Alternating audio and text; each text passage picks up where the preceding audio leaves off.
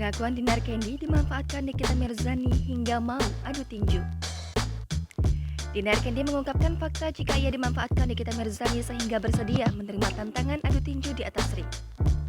Diketahui, Nikita Mirzani dan Dinar Candy akan melakukan adu tinju pada 12 Juni 2022 mendatang. Wanita berprofesi sebagai DJ ini mengatakan bahwa selama ini dirinya hanya dimanfaatkan oleh Nikita Mirzani. Di sisi lain, Nikita Mirzani menganggap Dinar Candy sebagai lawan yang tidak sepadan dalam adu tinju. Namun, Nikita Mirzani telah siap menghadapi segala kemungkinan yang bakal terjadi saat melawan Dinar Candy.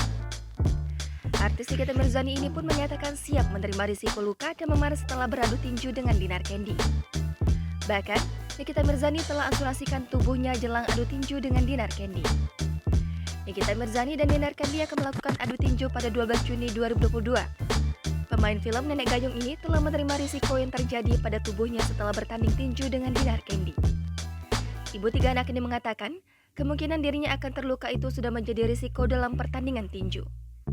Meski memakai sarung tangan atau golfes, menurut Nikita Mirzani kemungkinan tubuhnya terluka dan memar akibat tinju pasti ada.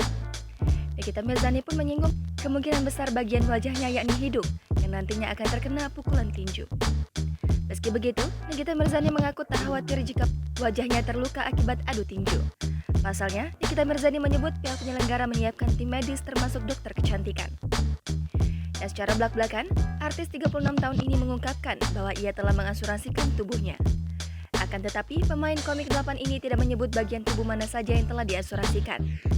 Mantan istri Sajid Ukra itu hanya mengatakan, satu diantaranya adalah bokong. Jangan lupa subscribe, share, komen, dan like ya.